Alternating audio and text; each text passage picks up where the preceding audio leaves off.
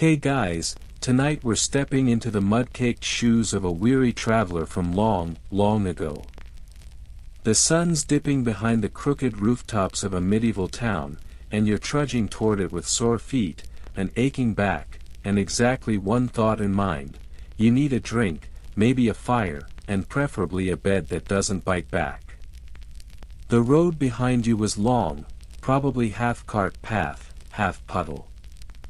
Your shoes are more whole than leather, and something definitely died in that last ditch you passed. The fields smelled like turnips, and the sky has been threatening rain all day like a grumpy noble threatening taxes. You're heading toward town because that's where the tavern is. And the tavern is where the fire is. You'd settle for a bench and some lukewarm porridge, but rumor has it they serve actual ale and sometimes even meat. Maybe not the good kind, and maybe not warm, but meat nonetheless. Your expectations are firmly medieval, meaning dangerously low. So, before you get comfortable, take a moment to like the video and subscribe, but only if you genuinely enjoy what I do here. Also, post your location and local time in the comments. I love seeing where everyone's listening from. Now, dim the lights, maybe turn on a fan for that soft background hum, and let's ease into tonight's journey together. As you reach the outskirts of the village, the change is immediate. The road narrows, flanked by timbered buildings leaning inward like they're whispering secrets to each other. The air is thick with smoke, both hearth fire and something less wholesome, and you can already hear shouting, laughter, and the distant bleating of a goat. You don't question the goat. Not yet. The houses here are 2 stories if the owners are lucky. The top floor usually juts out precariously over the street, threatening to bonk your head if you don't duck. You pass a butcher shop, judging by the fly population, then a smithy where red sparks flare out like tiny fireflies every time the hammer falls. A bell rings from the church tower somewhere nearby, calling no one in particular, but marking time in a town that's mostly guessing. And the people, oh, the people. You pass a woman hauling firewood, children chasing a chicken with manic glee, and an old man urinating against a wall with the kind of eye contact that should come with a warning. Life is vivid, fragrant, and slightly aggressive here. Everyone's moving with purpose, even if that purpose is just getting to the tavern before the bread runs out. One mainstream fact. Most medieval towns had a curfew bell, usually rung at sundown. It wasn't just to tell folks to go home. It was a literal fire prevention measure, telling everyone to cover their fires so nothing would burn down. You wonder if this town's bell just rang for that. Or for something more ominous. You pause as you near the central square. There's a gallows here, empty, thankfully, but a nice reminder that justice in the Middle Ages had the subtlety of a falling anvil. A peddler calls out to you, offering something that might be a pie or a very ambitious mushroom. You decline politely. And there, just beyond the square, you spot it. The tavern. You're not sure how you know, exactly. It's not the size or the sign, though both are unremarkable. It's the sound. That unmistakable blend of stomping boots, off-key singing, and the deep roar of a crowd trying to forget what day it is. It beckons. Fringe tidbit for you: some taverns in the Middle Ages doubled as makeshift courtrooms or council halls by day. By night, all bets were off. A table used for town law could host illegal dice games 12 hours later. The irony is delicious. As you walk toward it, you suddenly trip. Not because you're clumsy, though you are, but because of the town's drainage system. Which is to say, there isn't one. That suspicious puddle you just stepped in. Could be rainwater. Could be something far less poetic. You really hope those boots were waterproof. You step over a pair of sleeping dogs and nearly get run over by a cart carrying firewood and 4 arguing children. The tavern's door creaks open in front of you, and a burly man stumbles out, mumbling something about a cursed mackerel and waving what might be a spoon. He nods to you like your comrades in arms, then disappears into the fog. And then, you're there. Hand on the wooden handle. The door is crooked, the hinges groan, and there's a weird black smear just under the latch. You don't ask. You just push. Historians still argue whether taverns were truly public spaces for all or subtly segregated by class, trade, and gender. Tonight, you don't care. You're too cold to debate. Inside, it's everything you expected and somehow worse. The heat hits you first, a mix of hearth fire, sweaty bodies, and the unmistakable scent of stewed onion. The light is dim, smoky, flickering from candle stubs and the hearth's orange glow. Shadows dance across the walls, making everyone look 10% more villainous. A burst of laughter erupts from a table near the fire. Somewhere in the corner, a man is playing a game involving bones and yelling at them as if they'd betrayed him. A woman in a threadbare apron eyes you from behind the bar, judging silently. You made it. You're inside. Warmth, drink, and possibly food await. But you're also pretty sure that hissing noise you just heard came from something living in the thatch roof. Welcome to the medieval tavern, friend. The tavern sign you spotted outside, if you can even call it that, was a wooden plank dangling on rusty iron hooks, carved with a barely visible image of what might be a stag, or possibly a very surprised dog. It's hard to tell. The paint's long since peeled, and the wood looks like it survived 3 floods, a fire, and 1 very persistent woodpecker. But still, it swings proudly in the breeze, the official badge of public drinking, storytelling, and the occasional violent misunderstanding. You're not exactly sure how these signs work, but here's your mainstream fact: most medieval taverns didn't actually have names like the Prancing Pony or Ye Old Something. Instead, they had images on boards, symbols that could be recognized by the largely illiterate population. A tankard, a lion, a bunch of grapes. If you saw it swinging outside a building, you knew what to expect. Drink. Possibly a fight. Probably both. The one in front of you doesn't inspire confidence. But at this point, you'd crawl through a swamp for a fire and something vaguely edible. Luckily, this place just smells like one. As you step fully into the building, the door clunks shut behind you with a puff of wind and the faint tinkle of a bell tied to the handle. It startles a chicken that no one seems to own and sets off a round of sneezes from the smoky haze that clings to the rafters like it pays rent. You blink rapidly, adjusting to the gloom. The interior is both bigger and smaller than expected. Low ceilings. Thick beams overhead. A hearth at one end, glowing like a half-hearted dragon. Rough wooden tables arranged without much care, and benches so uneven they could double as obstacle courses. The smell is complex. A layered bouquet of old beer, wet wool, and something fishy that may or may not be fish. You breathe through your mouth. Your feet squelch slightly on the rush-covered floor. These aren't decorative. People throw herbs in with the rushes to mask odors, but let's not pretend this is a medieval Febreze. It's just slightly more fragrant litter. And it's been there for a while.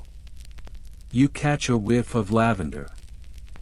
Then something much less pleasant. Then something that might have once been an onion. Near the fire, a group of men in patchy cloaks are shouting at each other over a dice game, slamming cups down and sloshing liquid everywhere. One of them spots you, squints, and then goes back to arguing about whether the rules allow throwing the dice under the table. You're glad for the lack of attention. A large dog lumbers past, dragging a length of rope and looking like it's in charge of security. It gives you a sniff and a look that says, "Don't start anything," then collapses with a heavy sigh beneath a table. The tavern keeper finally notices you. She's wide of shoulder, narrow of patience, and currently using a ladle as a pointer to direct a server boy who is holding a tray of something steaming and slightly orange. You try to interpret her expression, somewhere between amusement and warning. You nod politely, as if to say yes, I will behave, and no, I won't ask what's in the soup. Fringe tidbit here, tavern signs didn't only advertise drinks. Some places also brewed their own ale and marked this by hanging out a pole with a tuft of greenery, usually ivy. It meant fresh brew was ready. No greenery. No beer. Tonight, this place has no greenery. You pretend not to notice. You shuffle in further and look for an empty table. There are none. Not really. But there is a bench with only one person on it, a man sleeping face down in a bowl, snoring rhythmically, occasionally blowing bubbles into what might be broth. You carefully ease onto the other end, trying not to wake him or make eye contact with the sticky liquid slowly seeping toward your elbow. A server eventually approaches, a lanky teen who looks like he hasn't slept since the last full moon. He mumbles something that might be "what'll it be," or possibly just a grunt of existential dread. You nod, hand him one of the few coins you have left, and say, "Ale." He takes the coin like it's a tiny insult and lurches away. Now would be a good time to reflect on another historical wrinkle. Technically, alehouses and taverns weren't quite the same. Alehouses mostly served local brews, taverns imported wine and catered to a more refined, or at least more financially reckless, crowd. Inns offered food and lodging too. But these distinctions were blurred, especially in smaller towns. What you're sitting in now? A bit of all three. And none of them particularly sanitary. As you wait for your drink, you glance around. People here aren't necessarily unfriendly, they're just preoccupied. A hunched figure by the fire mends something with a long needle. A woman at the far end of the room is feeding bits of bread to a cat in her lap and glaring at anyone who glances her way. In the corner, a man with one eye is slowly, deliberately sharpening a spoon. You make a mental note not to ask questions. Historians still argue whether these tavern environments were actually welcoming to travelers or subtly hostile to outsiders. Some records suggest friendly communities eager for news, others imply tight-knit locals who didn't take kindly to strangers. Tonight, you're not getting stabbed, which feels like a win. Your drink arrives in a wooden tankard that looks like it's seen things. It's warm, not hot, just body temperature. The color is unconvincing. Somewhere between amber and, why is this chunky? You take a cautious sip. And it's not the worst thing you've had today. Definitely better than the ditch water you passed earlier. You take another sip, and the warm, bitter taste spreads through your chest like a soggy hug. This is what passes for comfort here. You close your eyes and let the fire's heat sink in, the chatter blurring into a sleepy murmur. For the first time all day, you stop moving. You stop thinking. You just sit. And as the tavern sways slightly around you, either from the ale or the smoke, you think, maybe this wasn't such a terrible idea after all. It doesn't take long for you to become part of the scenery. You're just another soot-smudged face among the clatter and chatter now, nestled in the sweet spot between newcomer and background furniture. You sip your ale, which miraculously hasn't killed you yet, and let your shoulders sag against the rickety table.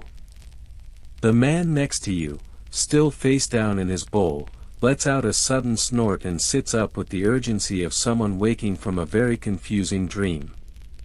His beard is matted with something soup-like and his eyes are glassy, but he nods at you solemnly, as if you just shared a deep philosophical moment together, and then promptly starts humming to himself while chewing on something invisible. You don't question it. That's the rhythm of this place: smoke, drink, noise, oddities. To your left, a man in an oversized cloak is whispering to two others. They're hunched over a map, or possibly a placemat, arguing about something in hushed tones. You hear snippets: the Duke's guards don't patrol past the mill, and she'll be alone on market day. You slowly turn your head back to your ale. Nothing to do with you. Over near the hearth, a group of mercenaries are playing dice. Their armor is mismatched and battered, but their voices are loud and cheerful. They laugh like men who've seen too much and choose to ignore all of it. One of them gestures animatedly and knocks over a pitcher, soaking his neighbor, who lets out a colorful curse and hurls a crust of bread in response. And there, across the room, you spot something curious. A man in monk's robes, clearly out of place, is leaned back in his chair with his feet up, drinking heavily and laughing at a story being told by a woman in bright red sleeves. You'd expect quiet prayer or solemn reflection, not ale and giggles. But hey, maybe he's on vacation. Mainstream fact break: clergy members weren't exactly banned from taverns in the Middle Ages. In fact, many monks and priests frequented them, sometimes for food, sometimes for gossip, sometimes for things that were not strictly holy. Some orders frowned upon it. Others turned a blind eye. It all depended on the decade, and the abbot. The door slams again, drawing a moment of attention from the room. A tall figure strides in, cloaked and hooded, stomping their boots against the threshold like a dramatic stage entrance. A hush falls over the table nearest them, then the noise resonates like a skipping stone hitting water. You're reminded, not for the last time, that this world runs on tension, not rules. You're not exactly in danger, but you're also not in danger. The serving boy brushes past again, clearing mugs with one hand while trying to dodge a flailing elbow from a drunk patron with the other. He's doing the work of 3 people for the pay of half, and you silently respect his survival instincts. As the noise builds and your drink diminishes, you start picking out the voices. A couple in the corner are deep in an argument over chickens. Specifically, whose chickens escaped and who, exactly, seduced them across the fence. The phrasing is surprisingly poetic. A man at the next table insists he once saw a ghost near the old monastery. Says it was pale and naked and smelled of rosemary. Someone counters that this was probably just Walter the candlemaker, who has no sense of boundaries or shame. The whole table erupts in knowing laughter. Fringe tidbit: ghosts in medieval Europe were taken very seriously. People believed that spirits of the unburied or wrongfully murdered could linger, haunting roads, forests, and yes, even taverns. These weren't Casper types, either. More like, "I'll freeze your soul and scream in Latin" types. But tonight, no ghosts, just Walter, probably. A few seats over, a man tells a long and winding tale about how he once slew a dragon. With his bare hands. You raise an eyebrow. He notices and nods at you, solemnly. Tuesday, he says. Big one. You nod back as if this is entirely reasonable. Historians still argue whether dragon stories were mostly metaphorical, drug-induced, or just really committed lies. What's certain is that these tales were a kind of social currency. Bragging rights, entertainment, maybe even cautionary tales dressed up in scales and wings. It's getting louder now. Someone starts singing. You're not sure if it's meant to be a song or a warning, but it gains traction. A few voices join in, off-key and off-tempo. The lyrics are about a miller's wife, a missing sheep, and something that sounds suspiciously illegal. The tavern keeper sighs and rolls her eyes. Clearly this happens a lot. Your bench companion, the soup-faced man, suddenly slams his mug down and declares, "They took me boots." No one responds.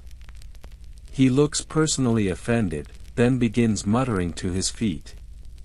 A rat scurries across the floor. It's impressively fast and seems to know exactly which floorboards to avoid.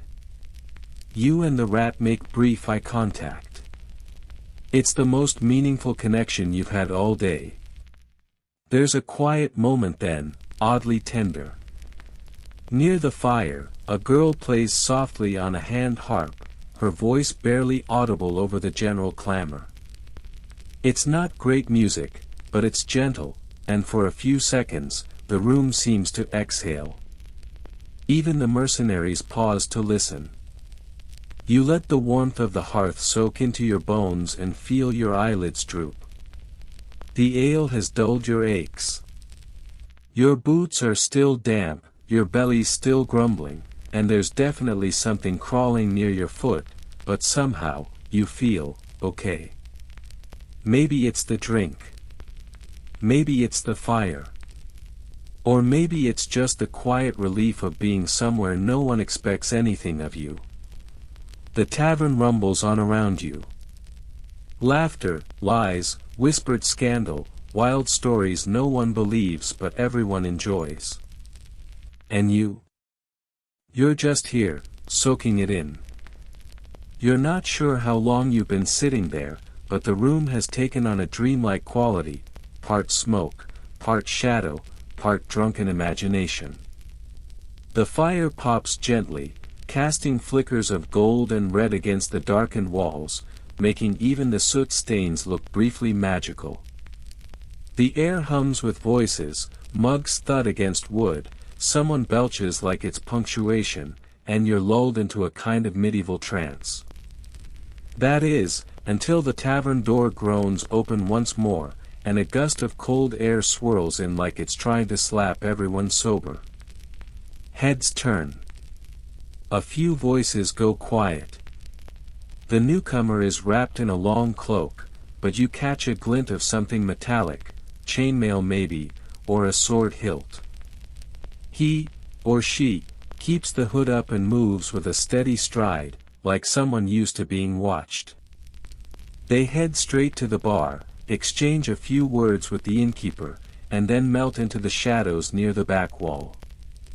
You wonder if you should be concerned, and then you remember you're in a place where someone is currently arm wrestling over a pickled egg. There is no normal here. Only varying shades of chaotic. Still, it reminds you of something. Taverns weren't just drinking holes, they were information hubs. And not just your typical, "what's the weather like," chatter. This is where local gossip brewed, political whispers stirred, and the occasional revolution got its first pint.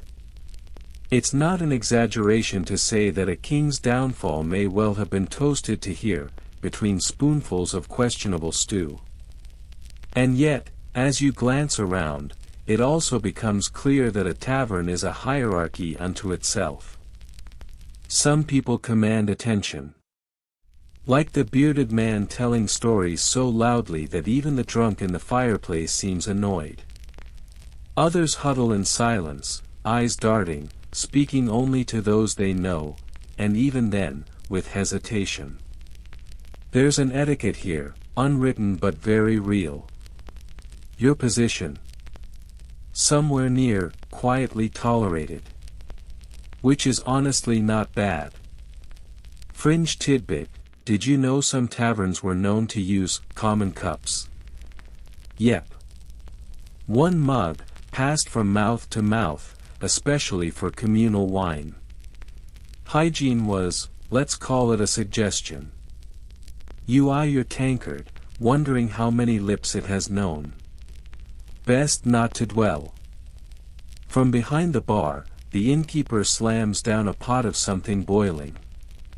A new wave of scent rolls out, meat, maybe pork, definitely turnips, and a strong hint of cloves. Or possibly mold. Hard to say. The stew is served to a nearby table, where the recipients cheer like they've just been knighted. One of them immediately drops a spoonful onto their lap and curses with a theatrical flair. Saint Winifred's toes, that's hot. Laughter bubbles up, and someone offers a chunk of bread as compensation. You can't help but smile. Medieval hospitality is rough, but it's real. At your table, your benchmate is now fast asleep again, face resting on a fresh puddle. He's snoring through one nostril like a wheezy flute. You ease away from the damp corner and try not to make eye contact with a slow-moving beetle inching toward your sleeve. You consider ordering food, if only to delay the inevitable journey back into the cold, but a quick glance at the mystery stew and the increasingly wild-eyed patrons eating it makes you pause. No food tonight. Your stomach groans in protest, but it's also not suicidal. And here's your historical reality check. Food at medieval taverns was wildly inconsistent. Some places served hearty meals cooked over open hearths, while others reheated whatever was left from yesterday. Or the day before. Or last Thursday. You were just as likely to get a perfectly decent roast chicken as you were to get eel pie with a suspicious twitch. Even eggs weren't a guarantee. They were seasonal and, in some places, taxed. That's right, taxed eggs. You're living in a world where breakfast could be a legal issue. Historians still argue whether tavern food reflected the local diet accurately or whether these were just the fast food joints of the day, cheap, rushed, and usually better after a few drinks. Either way, your appetite has officially joined your sense of dignity in the mud outside. From the corner of your eye, you catch the hooded figure again. They haven't moved, but they're watching. Not menacingly, just observantly. Like someone waiting for a signal. Or maybe a delivery. You pretend not to notice and focus instead on the mural behind the bar, a crude painting of St. George slaying a very lazy-looking dragon. The dragon appears to be sighing. Another round of laughter erupts near the hearth. Someone's reciting a limerick about a blacksmith's daughter, a missing shoe, and what sounds like a very illegal rooster race. It makes absolutely no sense, but the rhyme is catchy and half the tavern joins in by the final line. You hum along. You're blending in now, another body in the crowd, another story waiting to happen. You don't stand out, and that's a kind of safety. Then the heart girl reappears, weaving through the tables with her instrument tucked beneath her arm like a precious cat. She settles near a relatively quiet corner and begins to play once more, this time a slower tune, haunting in its simplicity. The chatter dims just a notch. Even the loudest drunk seems to pause. There's something magical about it, music threading through smoke and ale, finding the space between your bones. It's not a song you know. But it feels old. Older than this tavern, maybe older than the town. A melody passed down like a secret. You close your eyes for a moment and let it wash over you. For just a few seconds, you forget the dampness in your boots, the ache in your back, the smell of boiled onions glued into your cloak. You're warm, safe-ish, surrounded by strangers who are strange but not unkind. You exist here. You belong, even if just for one night. And when the harp ends, and the room breathes in again, louder, rowdier, rougher, you stay still. You sip the last of your ale, now lukewarm, and feel the weight of the night settle on your shoulders like a well-worn blanket. Outside, the wind howls against the wooden walls. Inside, you're in a bubble of warmth, madness, and melody. And honestly, it's not the worst place to be. Somewhere between the harp's final note and your third time suppressing a yawn, things start to shift. It's not sudden. There's no dramatic change, no music cue, no lightning strike. Just a vibe adjustment. The energy in the tavern tilts. People begin to move, not toward the door, not exactly, but in clusters and pairs. Conversations get quieter, more private. Tables that were loud with laughter are now hunched over mugs, whispering. The hearth still crackles, but the shadows seem a bit deeper. Even the mercenaries are more subdued, their game of dice abandoned in favor of leaning close and talking in low tones. The transformation from raucous drink hall to unofficial nighttime dealings depot is underway. You're witnessing it. Congratulations. The tavern after dark has its own rules, and those rules are flexible. At first glance, nothing is different. The same fire burns, the same ale flows, the same dog is still asleep under the bench with one twitching paw. But the atmosphere has condensed. It's less chaotic now, and more calculated. You've entered the hour of plans. Mainstream fact, medieval taverns often functioned as impromptu offices for merchants, messengers, and even lower-level nobility. These weren't just watering holes, they were where contracts were whispered over cider, where alliances formed, where news, and rumors, spread. If you needed a place to strike a deal without involving the church or the crown, this was it. You glance around and realize people are watching each other more than they were earlier. Not openly, no one's twirling a mustache or dramatically flipping a hood, but there's an alertness in the room now. Eyes dart between doorways. Voices drop mid-sentence when someone passes by. It would all feel very cinematic, if not for the man across from you who just fell asleep with his entire face in a pie. Still, something's up. You notice two figures slipping out the back door, one of them carrying what looks like a wrapped bundle the size of a goose. Could be a gift. Could be a goose. Could be neither. You're not sure what's more suspicious. The tavern keeper doesn't react. She just wipes a tankard, slowly and carefully, like someone who has decided plausible deniability is an essential life skill. Near the bar, the hooded figure from earlier finally moves again. They stand, stretch a little, and wander toward a quiet corner near the stairs, where two men in weather-beaten cloaks are waiting. A coin pouch exchanges hands. Something is murmured. And just like that, they disappear up the narrow staircase. You suddenly remember that this place rents rooms. You're not entirely sure who's renting them, or why, but now the creaking you hear from above seems a lot more interesting than it did before. Fringe tidbit: not all taverns had sleeping quarters, but those that did were often glorified broom closets. If you were lucky, you'd get straw. If you were unlucky, you'd get fleas, lice, and a drunk roommate named Reginald who talks in his sleep about turnips.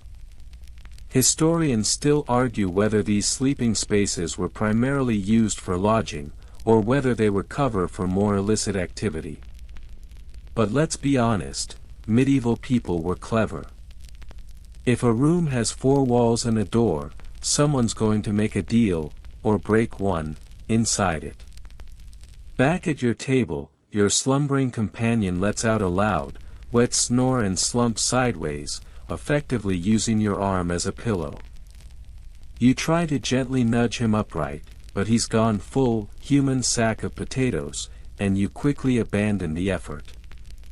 The harp girl, having finished her second performance, now collects a few copper coins from a dish near her feet. She bows politely and slips toward the stairs, humming to herself. As she passes, you notice she's missing a shoe. You don't ask. Somewhere behind you, a quiet argument flares up.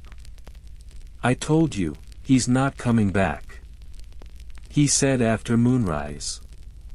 "He said that last time." It dies down as quickly as it began, but you get the feeling the stakes were not trivial. A group of tradesmen, judging by their soot-stained tunics and calloused hands, huddle near the fireplace now, playing a quiet game of guess who's cheating whom. Coins slide under palms. One of them signals to a girl across the room, and she brings them a bottle sealed with wax. The wax has a strange symbol carved into it. You pretend not to notice. The door creaks again. This time, the person who enters looks exhausted. Muddy boots, travel cloak torn at the hem, eyes scanning the room like he's just escaped something unpleasant. He walks straight to the bar and places a sealed scroll on the counter.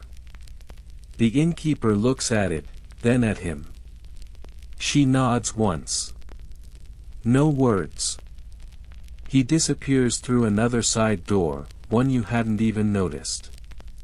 It was hidden behind a curtain, like the entrance to a magician's tent, or a very suspicious pantry. You begin to wonder how many exits this place actually has. You've counted at least 4 so far, and none of them feel like normal doors. And here's the thing, none of this seems strange to anyone but you. This is the nighttime economy of the Middle Ages. This is what happens when the sun goes down and everyone still has debts to settle, plans to make, and secrets to trade. You don't belong here. But you're also not being kicked out. That counts for something. You sip the last of your drink, definitely room temperature now, possibly older than you, and set the mug aside. You think about leaving. The thought flickers in and out, like candlelight on a drafty night. The door's not far. Outside is probably freezing. Your boots are still wet. Your legs are stiff. But the thought is there. And then the tavern keeper walks by and places a warm cloth bundle in front of you. It smells like onions and barley, and it's wrapped in a scrap of linen. She doesn't speak. Just pats your shoulder once and moves on. It's not a feast. But it's something. Someone noticed you. Someone remembered. And in a place like this, after dark, in a world full of whispers, that feels like magic. The food bundle steams faintly as you unwrap it. Inside is a small loaf, rough and uneven like it was baked in a shoe, and a scoop of what might generously be called stew. Bits of grain cling to the fabric like reluctant passengers, and a single pearl onion rolls free and plops onto the table with a defiant thud. You eat it anyway. Because in this moment, in this room full of murmurs, secrets, and suspicious sidelong glances, this little meal is your anchor. It's not delicious, but it's warm. And sometimes, that's enough. You chew slowly, letting the grainy bread mop up the last traces of the stew, when your benchmate shifts in his sleep and snorts himself halfway awake. He mutters, eyes bleary. Did I miss the priest's juggling again? You give him a look. He blinks, then flops back down with a grunt and a muttered, tell him I liked the flaming bit. Right. So that's the mental state of the man next to you.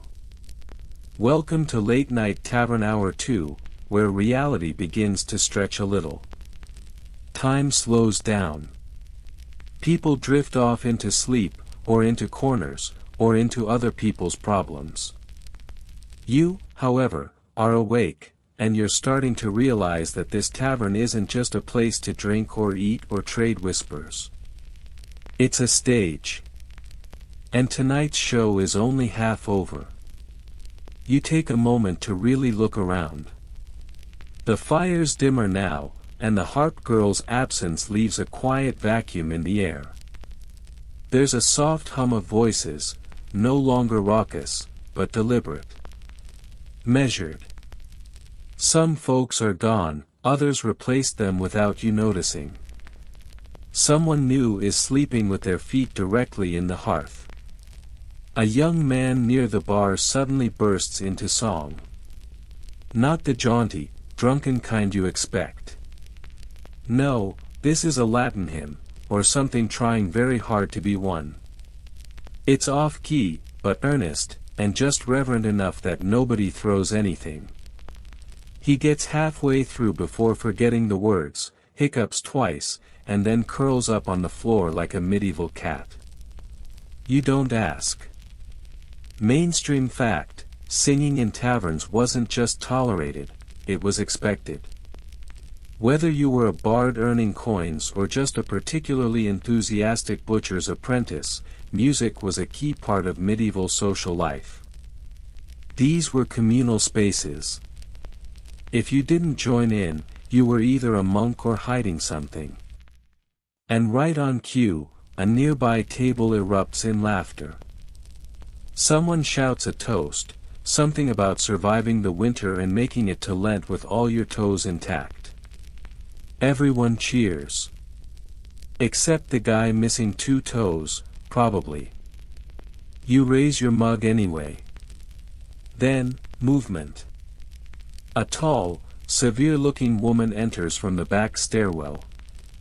She's dressed better than most, dark wool cloak, polished boots, a linen coif that doesn't have a single wrinkle. She doesn't look like she belongs here. And yet, everyone makes space for her. She approaches the bar, speaks quietly with the tavern keeper, and receives something wrapped in oilcloth, about the size of a book. She tucks it into her cloak and walks out without a word. You blink. That felt significant. You wonder if you've just witnessed something illegal. Or ecclesiastical. Or both. Fringe tidbit, many taverns doubled as clandestine libraries or message drop locations. Manuscripts, letters, and even banned books could change hands under the cover of spilled ale and stew-scented confusion. In some regions, coded phrases, like ordering the bitter cup, could mean more than just a lousy drink. Historians still argue whether these underground exchanges were common practice or isolated oddities. But the surviving evidence suggests one thing clearly: when people needed to pass knowledge discreetly, the tavern was the place to do it. Back at your table, your food is gone, your mug is empty, and your feet have officially gone numb. You wiggle your toes inside your boots and feel approximately zero change. You should move. You should stand. You should probably leave.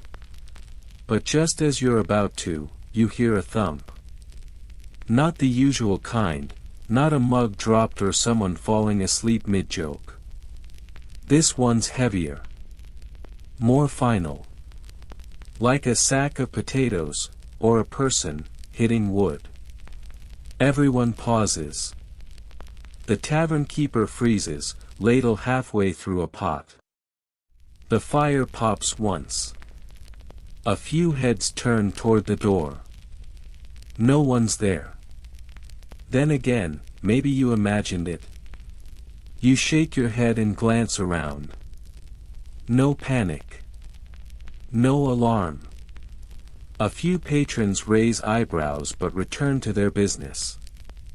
You're probably overthinking it. Still, you keep one eye on the door. You're in a strange, paradoxical space now, half asleep, half alert. The world is quieter but somehow sharper.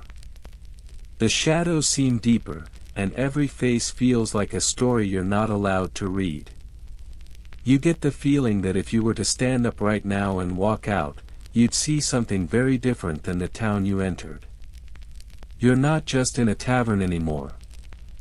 You're in the heartbeat of a different world, a medieval night world where rules bend, stories whisper, and anything can be bought, sold, or traded, including trust. Someone sneezes so hard they fall off their bench. The tension breaks. Laughter trickles out like spilled beer. You smile. There's comfort in absurdity. One of the serving girls walks past with a tray of empty mugs stacked like a precarious tower. She gives you a small nod as she passes. Maybe she's seen you watching. Maybe you blend in better than you think.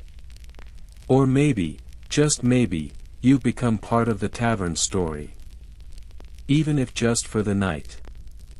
You've been sitting still too long. Your legs ache with the cold.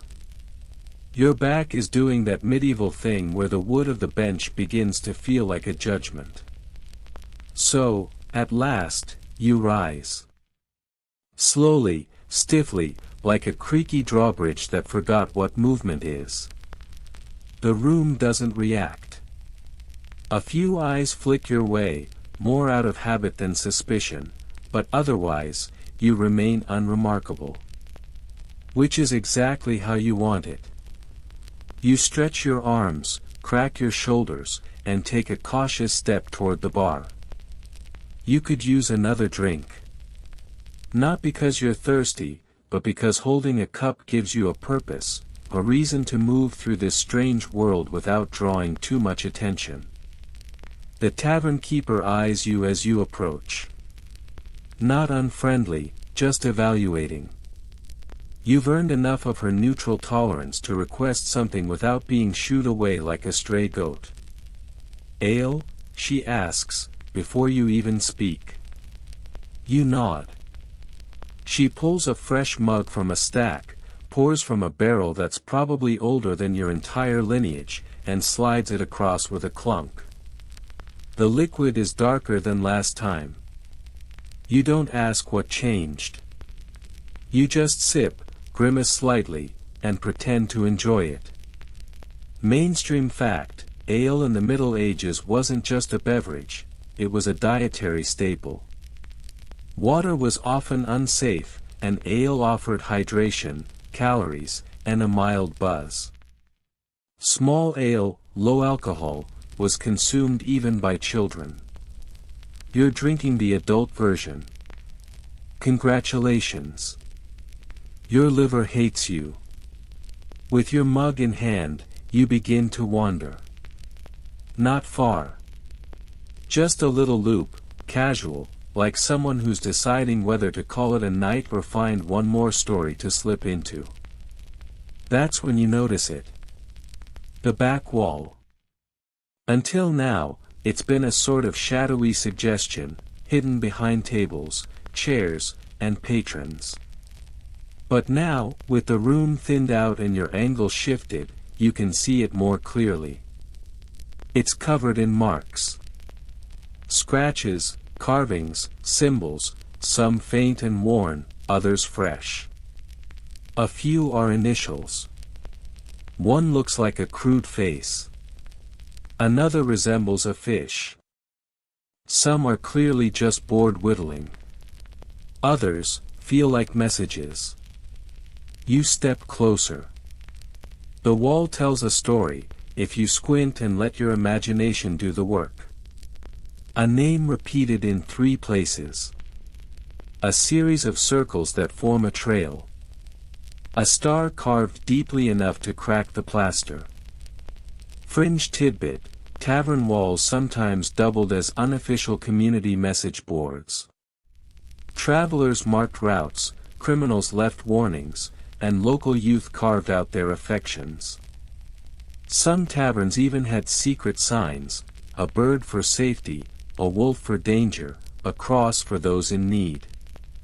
Historians still argue whether these wall markings were personal expressions or coded systems of communication for underground networks.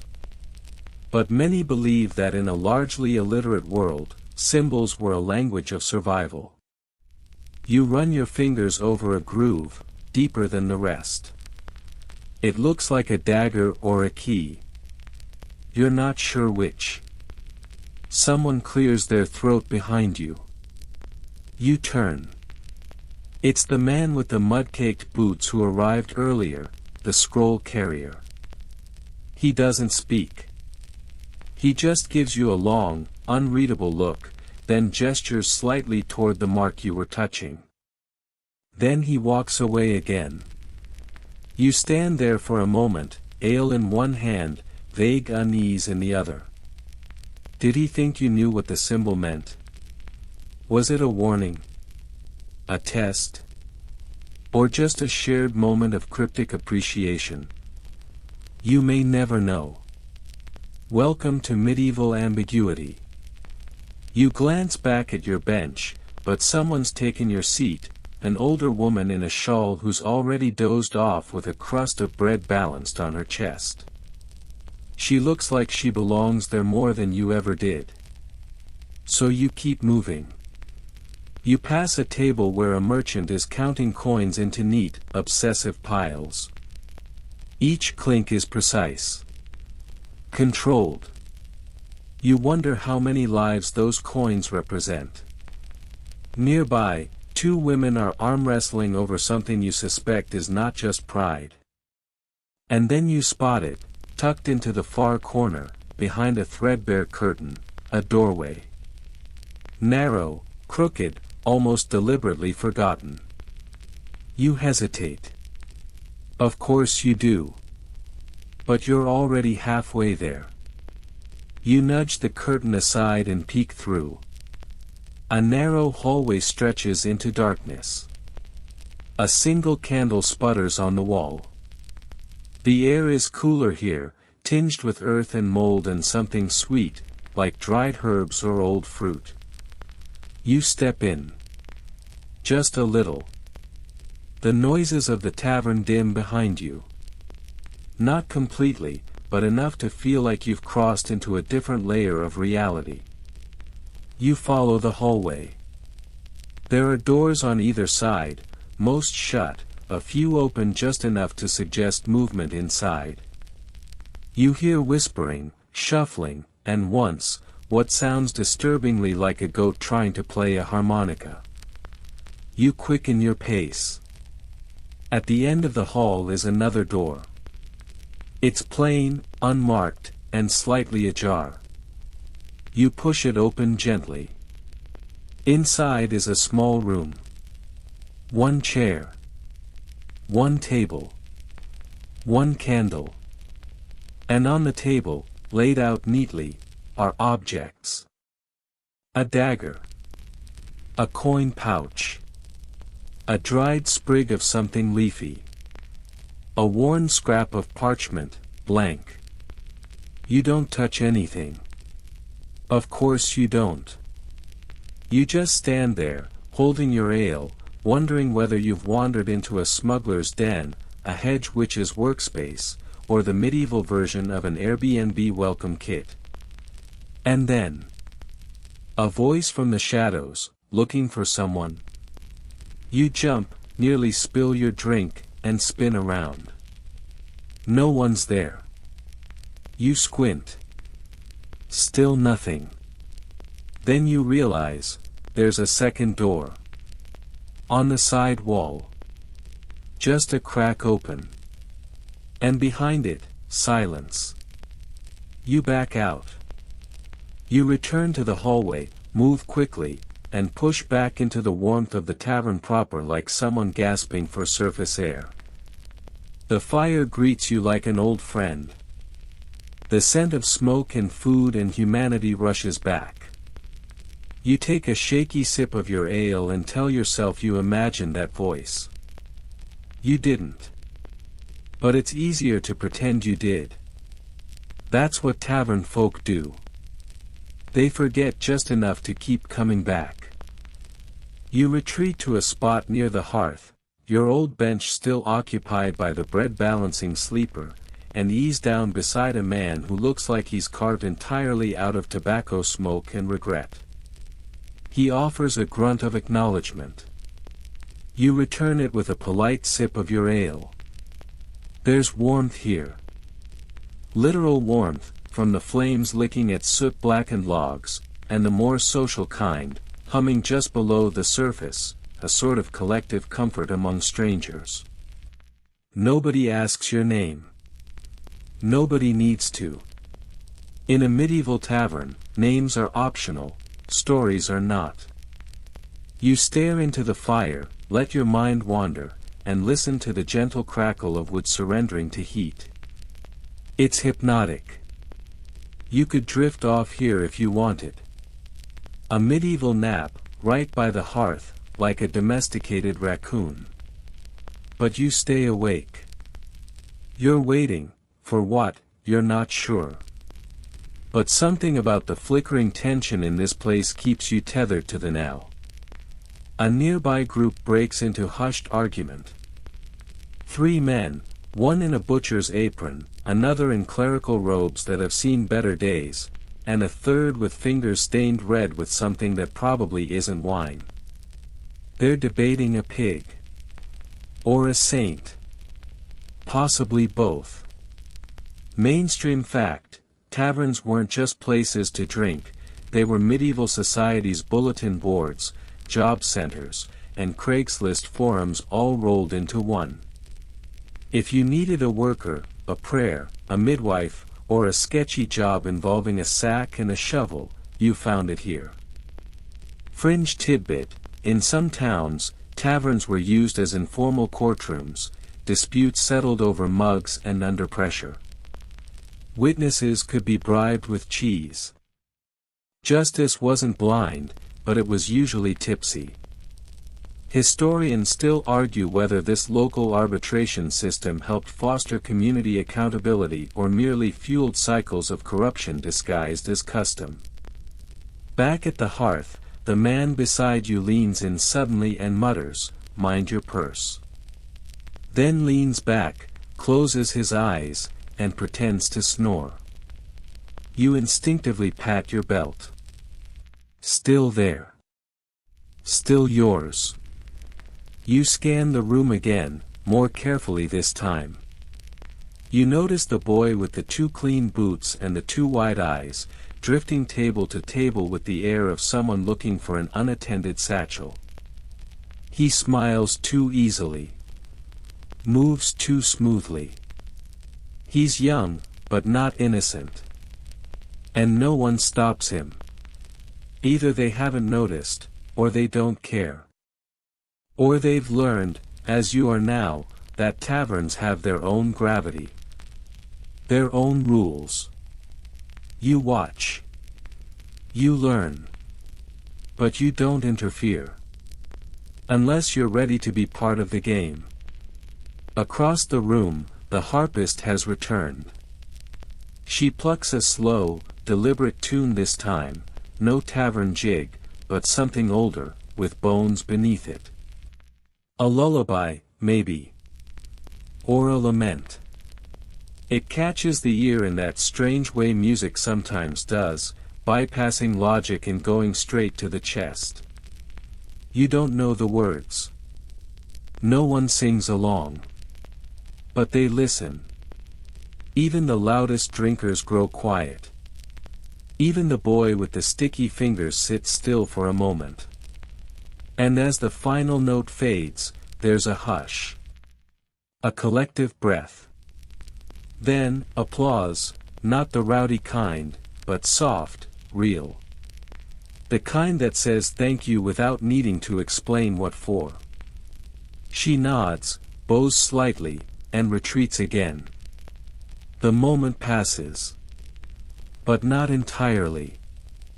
It lingers, like the scent of smoke in your clothes, or the warmth of a candle long after it's snuffed.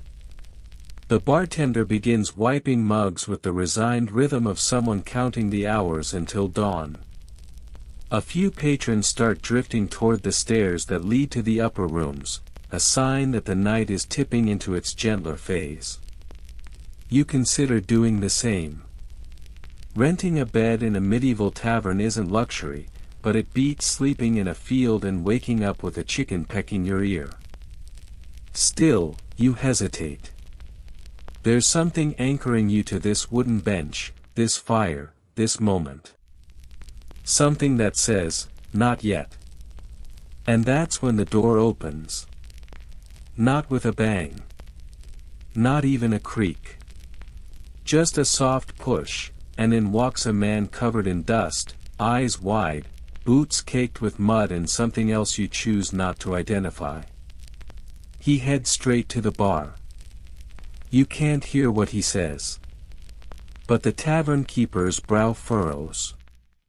Then she glances toward a man at a corner table, hood up, face shadowed, hands clasped.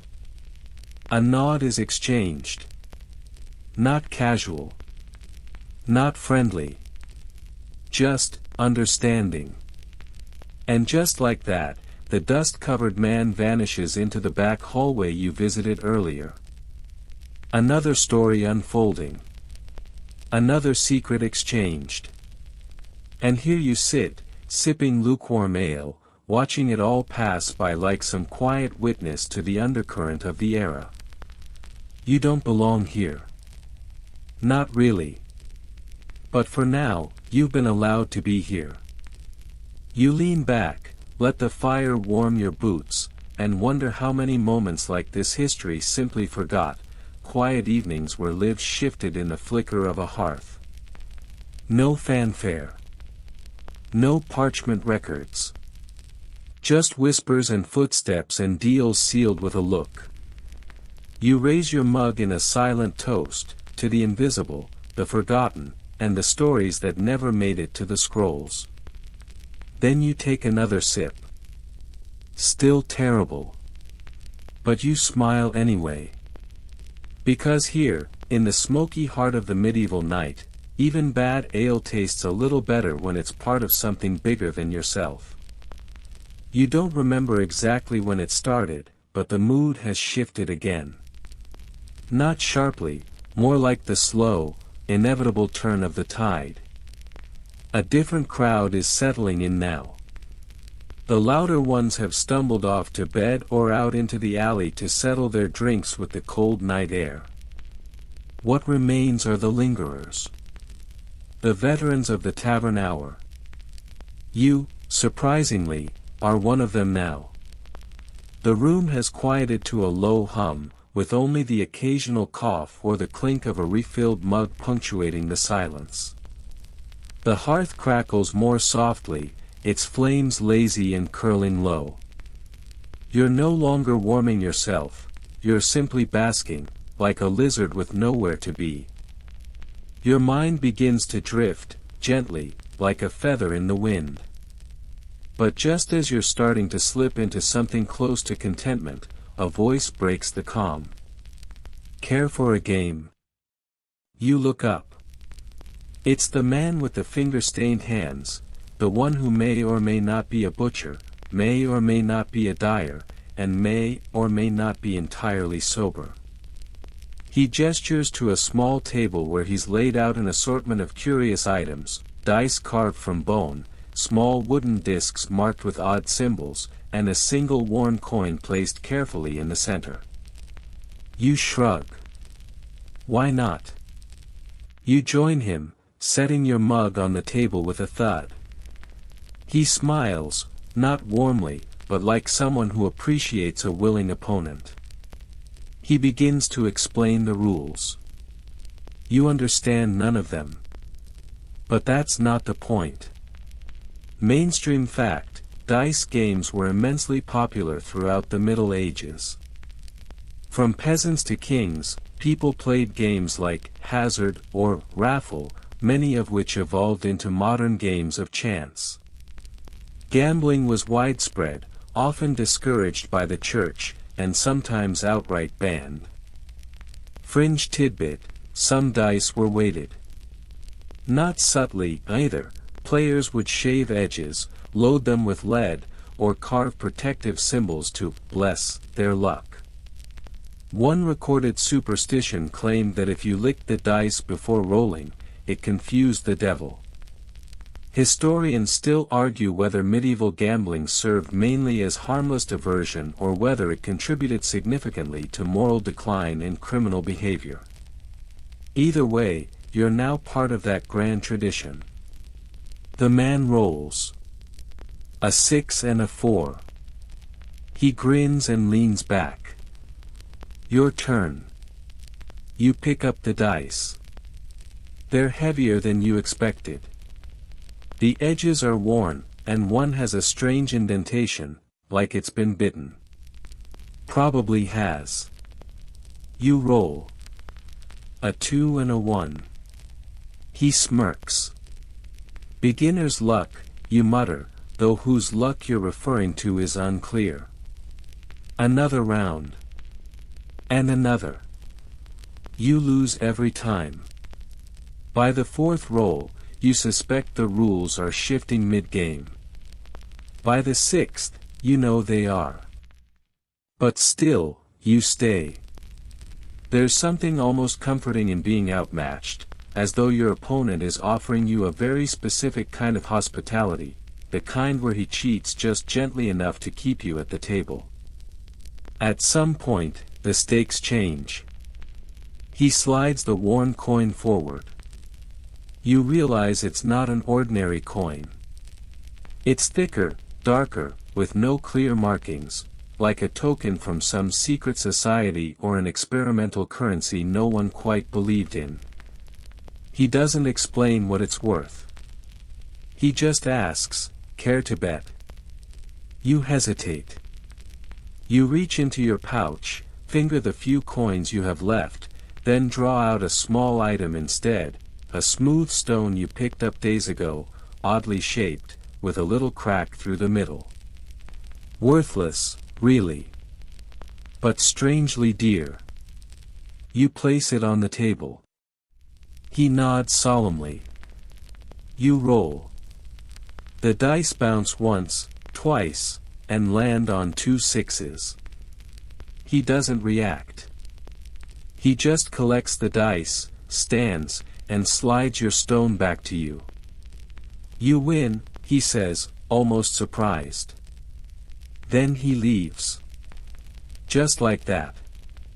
You're alone at the table, the strange coin still sitting in the center. You pick it up. It's cold. Heavier than it looks. You don't pocket it. Not yet. You just sit there, turning it over in your hand, wondering what you've won, and whether, in this place, winning is even a good idea. Behind you, the hearth pops. A log shifts, sending a flurry of sparks dancing up the chimney like a burst of fireflies. You glance around. The room is thinner now. Only a handful remain, dozing, muttering, staring into the middle distance with eyes that have seen more than they're ready to admit. Someone begins humming. A slow, tuneless sound, like a lullaby sung backward. You stand, stretch, and slip the coin into your pouch. You've earned nothing, and everything. And somehow, both feel the same. You wander back toward the bar, not for a drink, but for the illusion of direction. The tavern keeper nods at you, this time with something almost like recognition. You wonder how many guests she's watched pass through like this, bewildered, enchanted, then gone. You don't speak. She doesn't either. That's the beauty of the late tavern hour, the conversations are mostly finished, the performances done, the masks peeled back. Only the ones who truly belong, or who've forgotten how to leave, remain. You've become one of them. At least for tonight. You wander. Not quite aimless, more like drifting with purpose you haven't discovered yet. The tavern is quieter now, its earlier chaos worn down like a coin rubbed smooth by too many hands.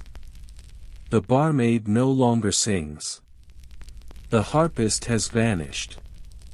Even the suspicious boy with clean boots seems to have disappeared, either up the stairs or out into the velvet dark night. You move toward the back of the tavern again, past the hearth, past the creaking staircase, into the narrow hallway where you'd seen the kitchen and that mysterious door marked with a faint X. No one stops you. It could be the hour. Or it could be that you now were the kind of invisible cloak granted to all persistent lingerers, a sort of temporary membership badge earned not with gold, but time. At the far end of the hall, a door stands open. It wasn't earlier. Inside is a small room, dimly lit by a low-burning tallow candle. It smells faintly of herbs, damp wood, and something sharply metallic. You hesitate at the threshold. Then step in. It's not a room meant for guests. It's a space for quiet deals. For secrets. A side room, maybe used for counting money, storing valuable barrels, or, judging by the dried red streak near the wall, processing small animals. Or not so small ones. Mainstream fact, many medieval taverns had hidden rooms or back chambers where more clandestine activities took place, everything from money lending to illicit gambling to minor surgery. These spaces weren't advertised, but everyone knew they existed. Fringe tidbit, some traveling physicians or leeches rented space in taverns to treat patients after hours. Bloodletting by candlelight, ale as anesthesia. If you were lucky, the knife was clean. If you were really lucky, the surgeon was sober. Historians still argue whether these secret spaces were tolerated out of necessity or whether they thrived because no one dared challenge their purpose. You don't touch anything. Just take it in. The worn wooden counter.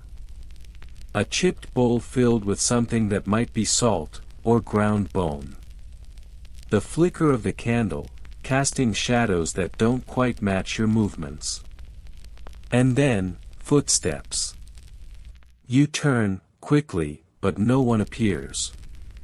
Only a shift in the air, like someone just walked past you in a hurry and forgot to be visible. You step back into the hallway. Safer that way. You return to the common room, where the hearth is nearly ash and a single figure remains, an older man, cloaked, hood down, a white beard resting like fog on his chest. He's reading. You blink. He's reading. A book, thick and leather-bound, with pages the color of old milk. He looks up and meets your gaze. Curious, he asks. You nod. Sit, then. You do. He turns the book slightly, and you see, it's written in Latin. Maybe. Could be Greek. Or both. It's not the letters that confuse you, it's the way they seem to shimmer, like they're not staying still on the page. He begins to speak, not loudly, not in lecture, just gently. As though the words are a drink and he's pouring you a cup. He tells you of kings and peasants, of plagues and prayers, of years with no summer and winters that swallowed entire villages. He recites prophecies and farmers' wisdom, superstitions and snippets of half-lost songs. He talks of taverns, like this one, that stood for centuries. Places that existed before borders, before coins bore kings' faces, before maps stopped showing dragons. You ask how he knows all this. He smiles. Doesn't answer. You ask if he lives here. He laughs. No one lives in a tavern. We simply stop here, between the stories. And then he closes the book. Stands. And leaves it on the table. You reach for it, fingertips brushing the worn cover. It's warm. And heavier than it should be. You open it. Blank pages.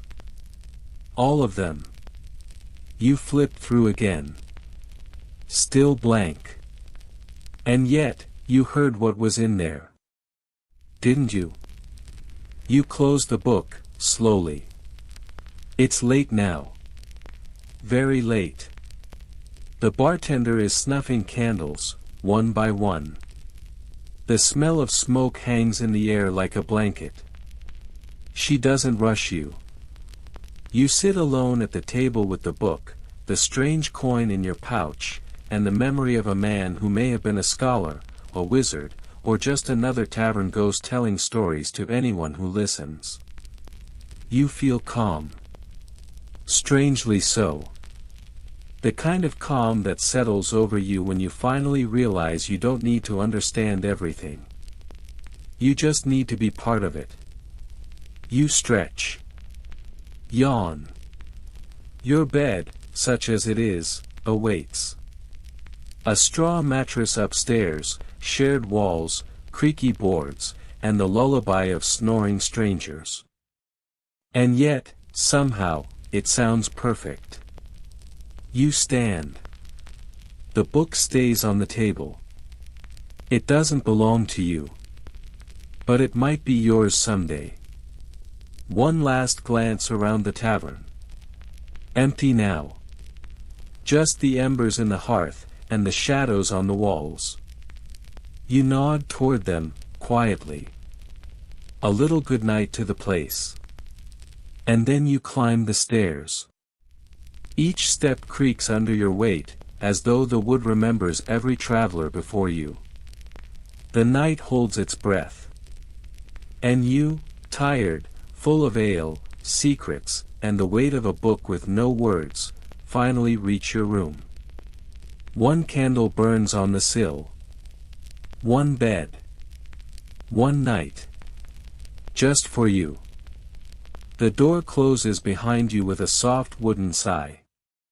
Inside, the room is simple. A low bed, a slanted ceiling, a single stool beneath a tiny window. The candle flickers faintly, its flame barely holding on, like it too is ready for sleep. You sit on the edge of the bed. The mattress is uneven, stuffed with straw that crunches softly under your weight. It smells faintly of hay, sweat, and, oddly enough, lavender. Perhaps someone tried to mask the smell. Or maybe the last guest was someone who traveled with sachets. That sort of person exists more often in stories than in real life. But then again, tonight has been nothing but story. You ease off your boots. They thud dully against the floor. You stretch your legs, flex your toes, and glance around the room. There's a tiny wooden shelf above the bed. On it sits a single clay figure, roughly shaped, weathered, and half broken. A saint, maybe. Or a forgotten god.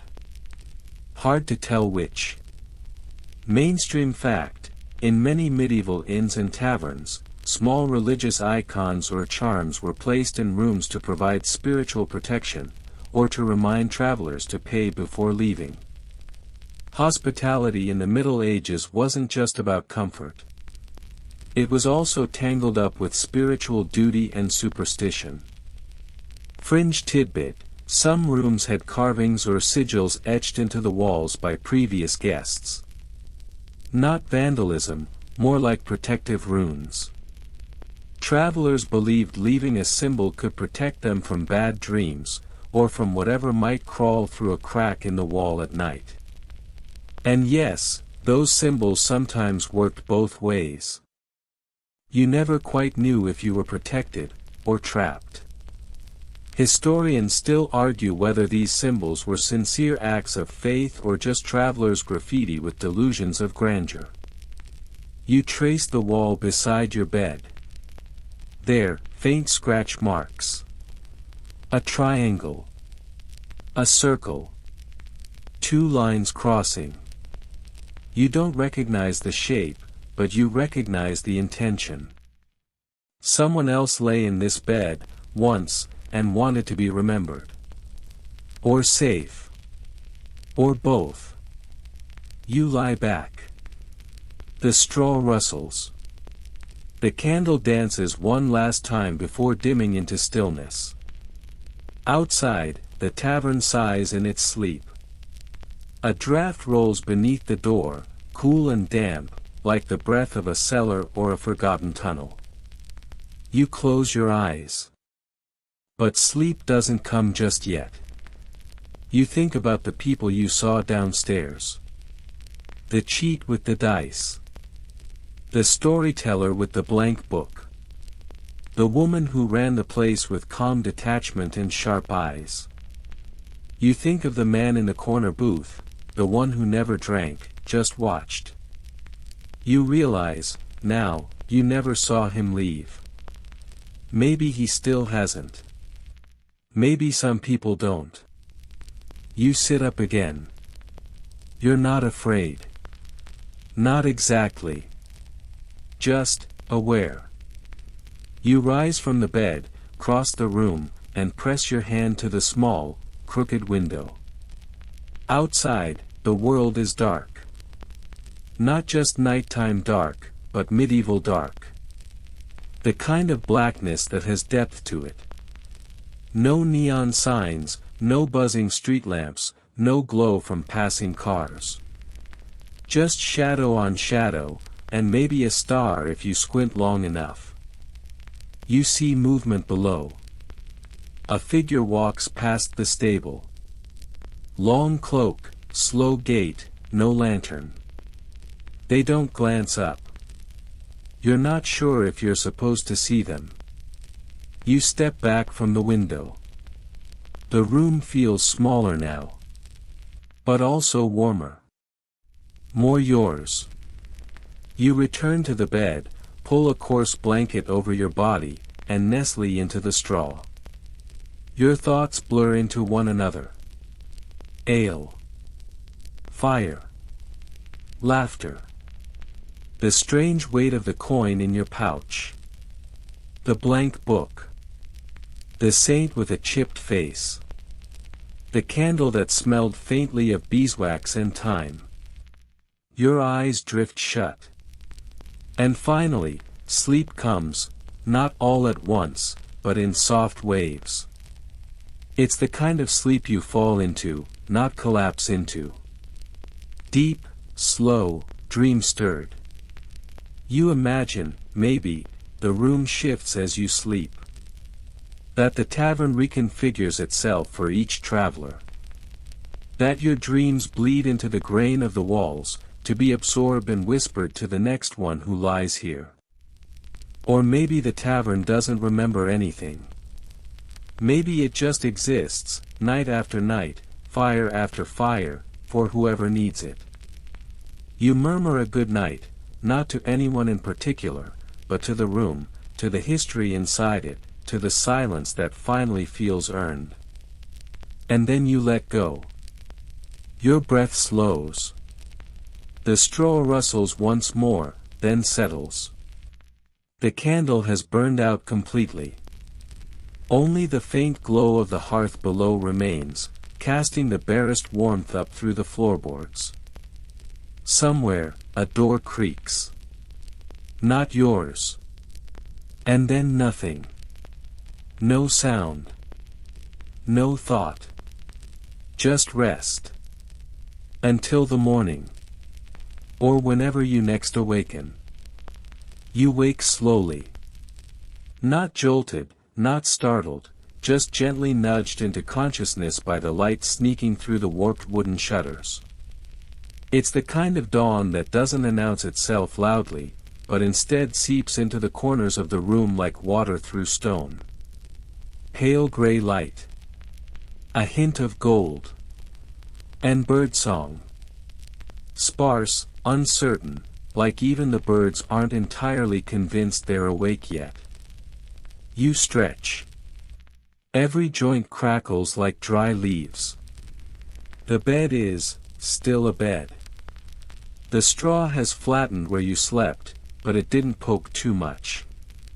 Your body aches in a dozen quiet ways, and yet you feel rested. As if the fatigue of centuries has lifted just a little. Just enough. You sit up. The small clay icon still sits on its shelf, unchanged, unsmiling. Your boots are where you left them. The room smells faintly of yourself now, sleep, warmth, skin. You rise and shuffle to the tiny wash basin tucked in the corner. A chipped ceramic bowl of water sits on the table, surface glinting faintly. You splash your face. It's cold enough to sting. Which is probably the point. Mainstream fact, morning washing in the Middle Ages was minimal for most people, just a quick rinse of the face and hands. Full-body baths were rare and often seen as suspiciously luxurious unless you were wealthy or religiously motivated. Monks, oddly enough, bathed more than knights. Fringe tidbit, some believed cold water kept demons out of your pores. Others thought washing too often opened your body to illness. Soap existed, but it was rough stuff, made from animal fat and lye. If it made your hands crack, it meant it was working. Historians still argue whether medieval hygiene practices were based more on spiritual belief or logistical necessity. You dry your face with a rag that might once have been white. It smells like sunlight and age. Getting dressed isn't exactly a process, it's more a series of hopeful tugs and strategic shaking outs. Your shirt from yesterday is still vaguely damp at the armpits, but wearable. Your boots go on reluctantly. The laces are stiff from the dried mud of who knows how many previous days. You pat your pouch. The strange coin is still there. Still heavier than it looks. Downstairs, the tavern is stirring. You hear the clank of metal, a pot on a hearth hook, perhaps. A spoon against the rim. A quiet hum from the barmaid, the one who sang last night before the dice game turned sour. You step into the hallway. The floor groans like a seasick pirate. You glance left, then right. Other doors are still closed, but faint snoring leaks from at least one. You descend the stairs slowly, hand brushing the rail, which is sticky with the ghosts of 1,000 palms. Below, the room is transformed. Not lively, not bustling, but prepared. Tables have been wiped, mostly. The hearth is lit again, this time for porridge, not pleasure. The fire crackles more with purpose than celebration. It smells of oats, smoke, and something salty, maybe preserved fish, maybe something you shouldn't think too hard about. The bartender, same woman as last night, glances up as you approach. Sleep well? She asks. You nod. She slides a wooden bowl your way. Inside, a modest scoop of gray porridge and a slice of dense, slightly sour bread. You sit without being asked. You eat without ceremony. It's not delicious. But it's warm, and the bread has real heft to it. You chew slowly. Let the silence settle around you. She pours you a drink. Not ale, thankfully. This is small beer, the lightly fermented, barely alcoholic breakfast brew consumed by everyone from monks to children in medieval Europe. Safer than water, which was often suspect. You sip. It tastes like hay and rainwater. Oddly comforting. A few other guests drift in. The farmer you saw arm wrestling last night. A traveling friar, blinking at the morning like it personally offended him. A woman in a green cloak you definitely didn't notice before, who eats with one hand and strokes a ferret hidden in her sleeve with the other. No one says much. It's a morning ritual, not a social event. You finish your food. Wipe your mouth with your sleeve. No one here expects napkins. The bartender approaches. You heading out soon? She asks. You nod again. She gestures toward the door. Path's muddy. You'll want to skirt the hedgerow past the well, then cut back by the old cart. You realize, she knows where you're going. Or at least, she thinks she does. You consider correcting her. Then don't. Maybe she does know. You pay. A few coins. Not the strange one, you're not sure what that is worth. You tuck it away. It's not for today's transaction. It's for something later.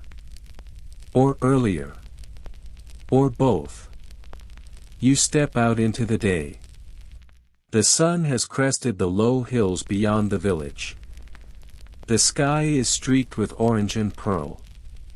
The ground is slick, the air still carries a touch of last night's chill, but birds are louder now, and someone's hammering in the distance.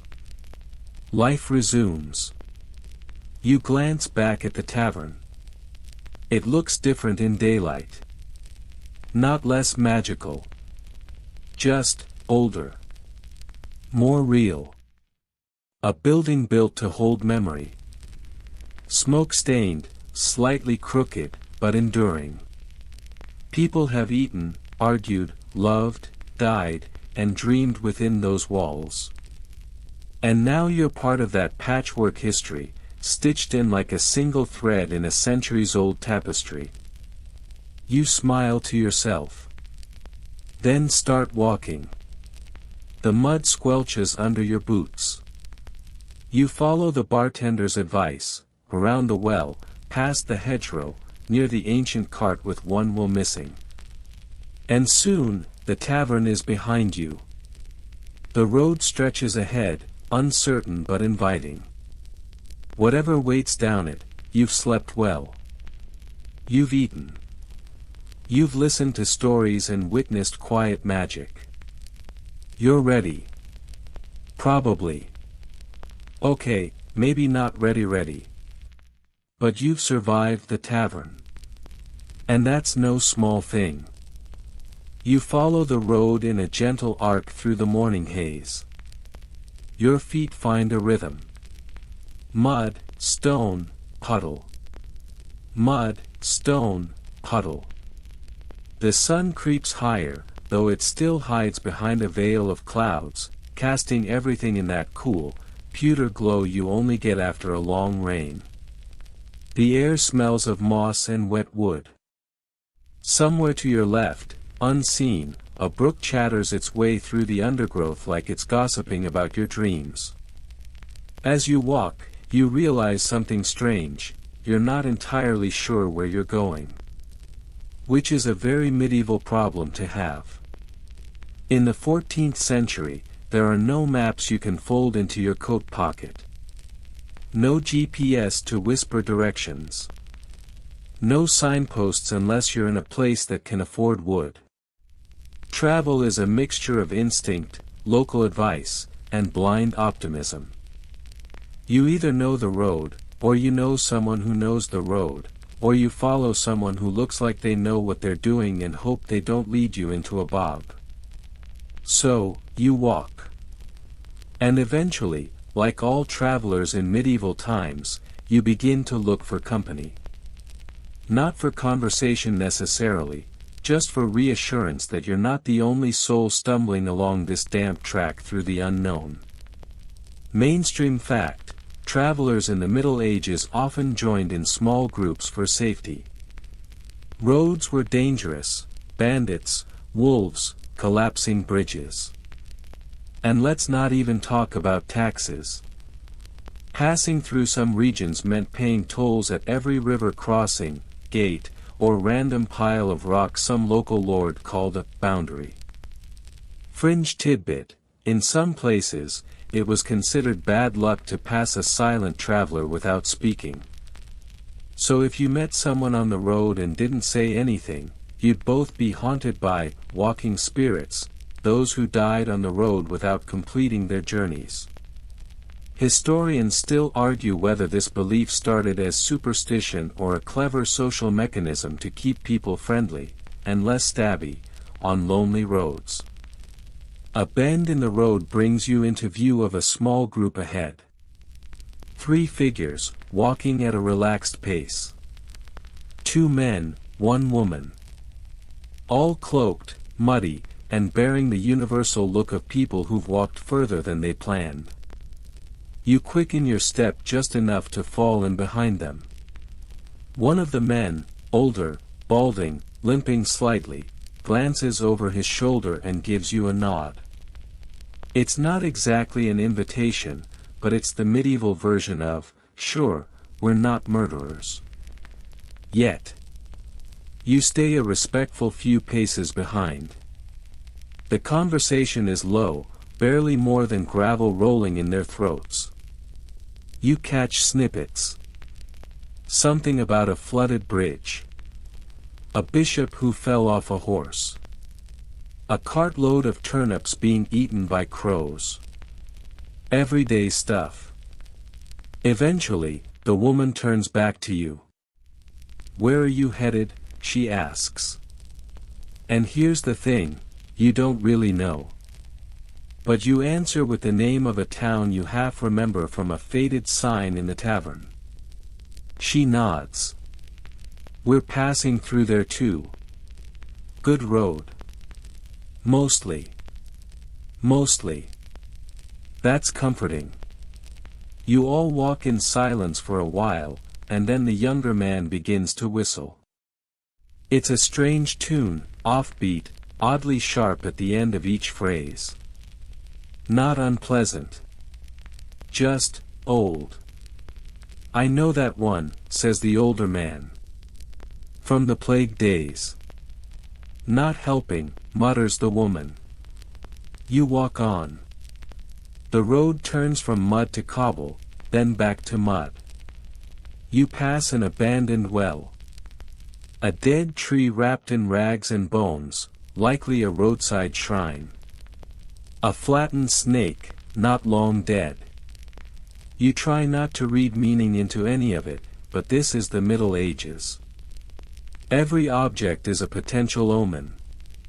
Every crossroads a test. Every crow a spy. Eventually, the group slows and veers off onto a side path. "Shortcut," says the woman, jerking her head that way. "Cuts half a day off." It's narrower, darker, and disappears into a tunnel of trees that looks deeply untrustworthy. And here's your choice. Do you follow them? Or stay on the wider road, alone? You hesitate. A breath. 2. The older man chuckles. You thinking we're bandits? Aren't you, you ask. He grins. A wide, toothless thing. Not today. You smile despite yourself and follow them into the trees. The path is damp but firm. Moss cushions your steps. It smells richer here, like things are growing even in decay.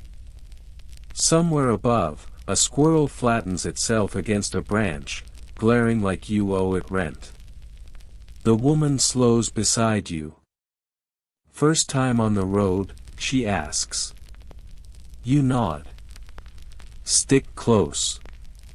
There's stories about this stretch. Sounds. Shapes in the trees. Stuff that doesn't quite belong. She says it lightly, but not without meaning. You swallow. Then you hear it, a rustle to your right. Then silence. Then again, a shiver in the branches, like something moving just out of sight. You keep walking. No one acknowledges the sounds. Maybe they hear it too. Maybe they always do. You think back to the runes on the tavern wall. The blank book. The coin. You wonder what kind of journey you're on.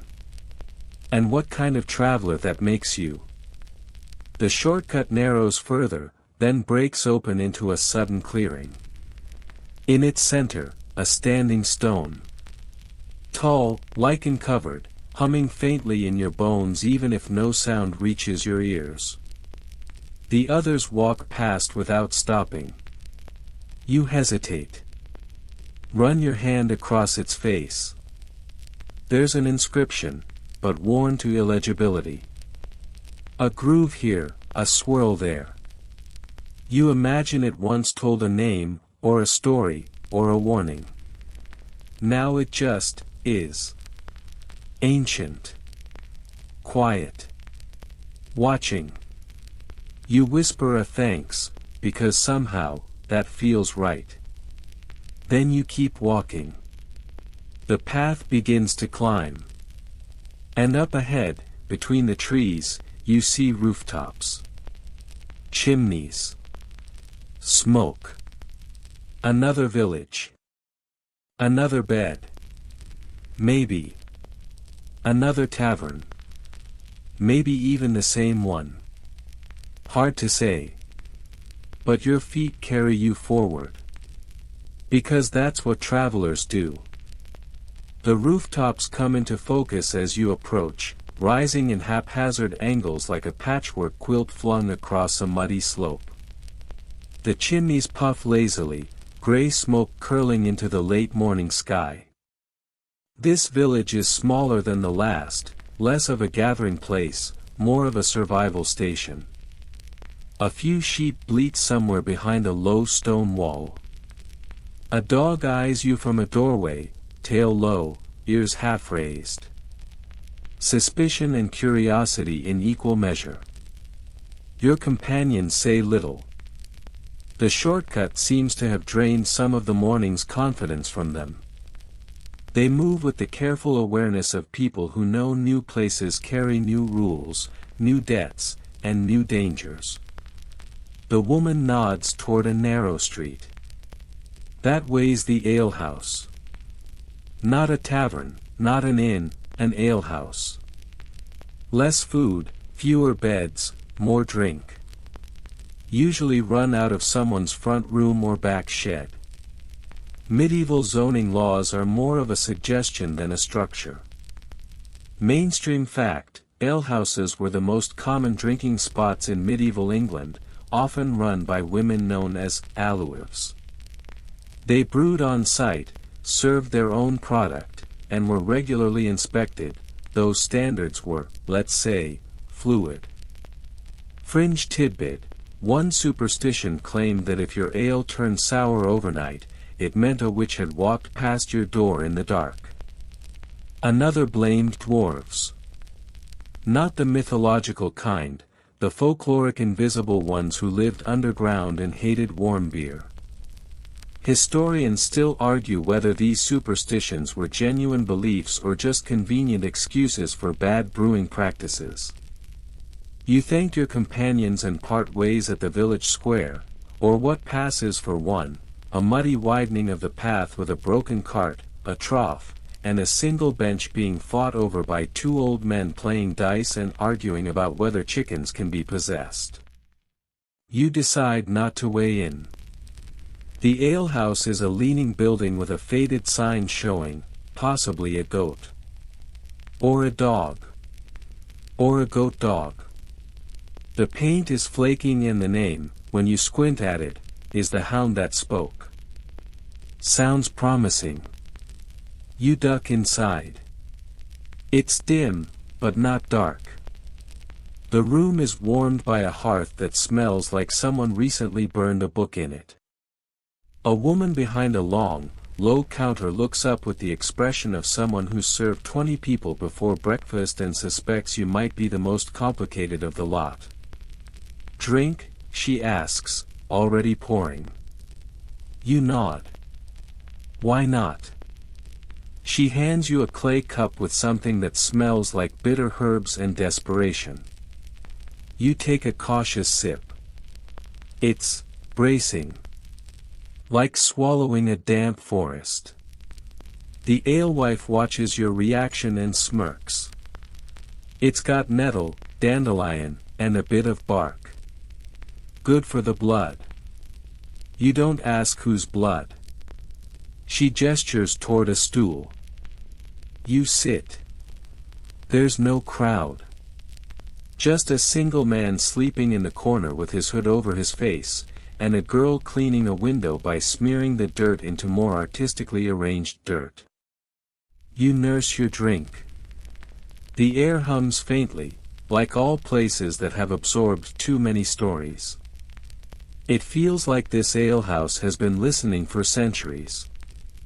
It knows things. It remembers the people who argued, proposed, confessed, and wept into their cups within these walls.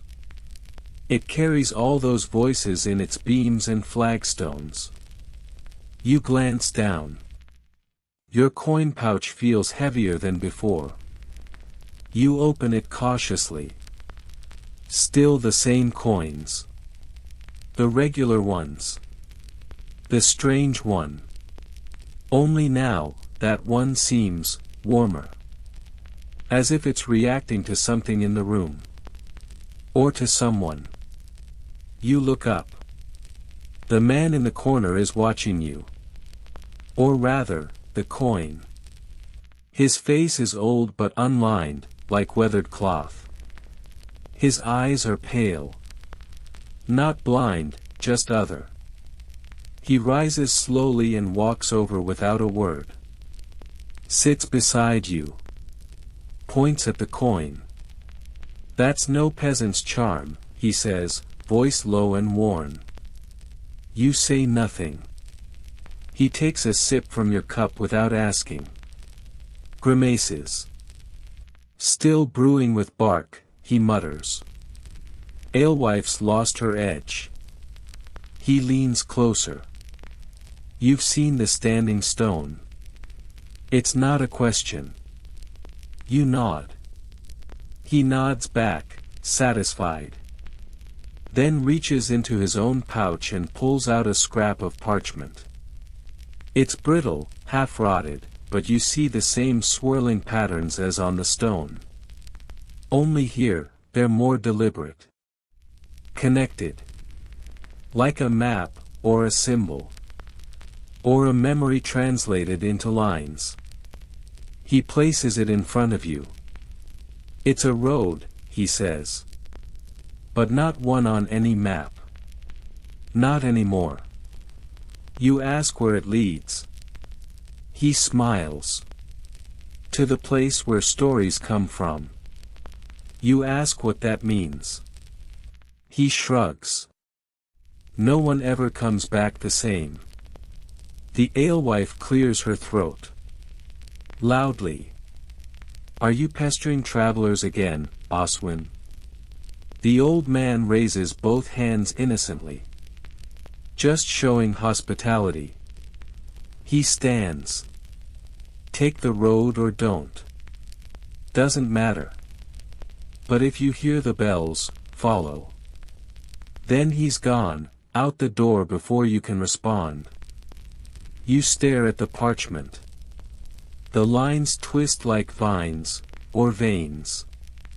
There's no destination, just a journey. The coin warms again in your palm. The girl smearing dirt art on the window hums a tune you swear you've heard before. You finish your drink. Then you tuck the scrap into your pouch and step outside. The sky is darker now, clouds rolling in with the mood of a tavern after last call. Thunder rumbles somewhere far off. And then, from somewhere distant but clear, you hear them. Bells. Not church bells. Not warning bells. Something older. Calling. You begin to walk. Not hurried. Not frightened. Just forward. Because the road, that road, is open. And something is waiting. The bells continue to ring, not loud, not urgent, but rhythmic and steady, as though they've been sounding forever and you've only just started paying attention. Their tone is strange, not high and clear like church bells, but deeper, rounder, as if the metal were older, or not quite metal at all. It feels like they vibrate in your bones before they ever reach your ears. You follow the sound. You don't ask where it's coming from. You don't try to trace it. You just walk. The village falls away behind you. The road narrows, then splinters. Grass creeps into the cracks. You pass a boundary stone shaped like a skull, weathered, moss-covered, one eye socket filled with rainwater. Someone once carved a word into it, but time has worn it smooth. That's probably for the best. The trees grow thicker. Taller. Stranger. Not just trees anymore, but wood. The kind that stretches wider than your arms and leans over the path with a slow, thoughtful malice. A place that knows you're there. A place with no birdsong, but not silence. Something is always moving, just behind you, just out of sight. Mainstream fact, in the medieval imagination, the forest wasn't just a location, it was a character. Dense woodlands were where saints were tempted, devils wandered, and time could stop. Outlaws hid there, yes, but so did hermits, witches, and things that never had names. Fringe tidbit, there are surviving medieval accounts of singing groves, patches of forest said to whisper names or chant nonsense rhymes at night. Some monks believed it was God speaking through creation. Others were more certain it was the devil practicing his poetry. Historians still argue whether these tales were based on actual acoustic phenomena, like the wind through twisted hollows, or whether entire villages just got very drunk and blamed the woods for their hangovers. You tread lightly. Branches arch overhead, forming a vaulted canopy so high it could be a cathedral built by nature itself. Shafts of dusty green light cut through the leaves like stained glass. Beneath your feet, the ground is soft with centuries of fallen needles, bones, and secrets. Then the road ends. Not abruptly, just dissolves. Replaced by a path of flattened leaves and disturbed soil. Something has walked this way. Recently. You see hoof prints, maybe. Or claw prints. You try not to stare too long in case they decide to stare back. You step off the road. The moment you do, everything changes. The air thickens. The bells grow clearer. And ahead, between two leaning oaks, you see something. A shape. Tall, impossibly thin, and wrapped in fabric that doesn't move with the wind. It stands perfectly still. Watching. You freeze. The shape gestures, slowly, like someone pulling thread through cloth. It doesn't speak. But you understand. Follow. So you do. Because at this point, turning back would be like waking up mid-dream and pretending you weren't curious about the ending. You pass under the oaks, and the light shifts again, now gold, now violet, now colorless altogether. There is no sun. Just glow. And ahead, a door. A literal door. Standing alone in a glade. Wooden. Arched. Iron hinges. A handle carved into the shape of a fox with its tail curled. It hums. You reach for it. The shape behind you vanishes the moment your fingers touch the handle. The bells stop. And the door opens. Inside, it's dark, but in a comforting way.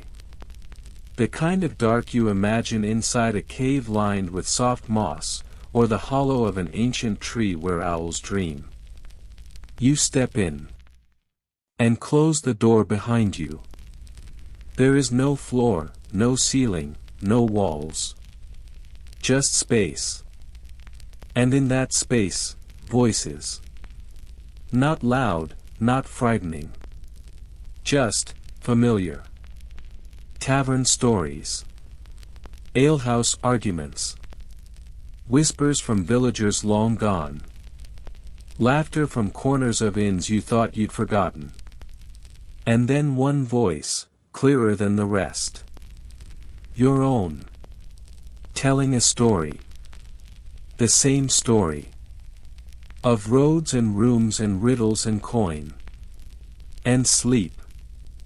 Always, sleep. Because this isn't a tale about heroes or quests. It's about traveling long enough to become part of the path. The space shifts. Tilts. Fades. You feel your feet again. The weight of your limbs. The chill of the air. You're lying somewhere soft. A bed, maybe. Or something older. The glow fades. The bells return, this time gentle, like lullabies from a world that never quite let go. You close your eyes. And the story continues. The forest breathes with you now. Each inhale, the memory of rain on old stone. Each exhale, the creak of wooden beams settling into sleep. You are warm. You are safe. You are distant from the cold cobblestones and flickering torches and all the weight of waking. The path behind you has softened into mist. The taverns have gone quiet. The road has folded itself away for the night. And the coin, whatever it was, is still in your hand. Or your heart. It doesn't really matter. Because the journey, in its quiet way, is still walking with you. You can rest now. There is nothing else to do. The door is closed. The hearth is lit. And the bells, faint, fading, are already part of your dreams. Sleep well, traveler. We'll meet again, down another road.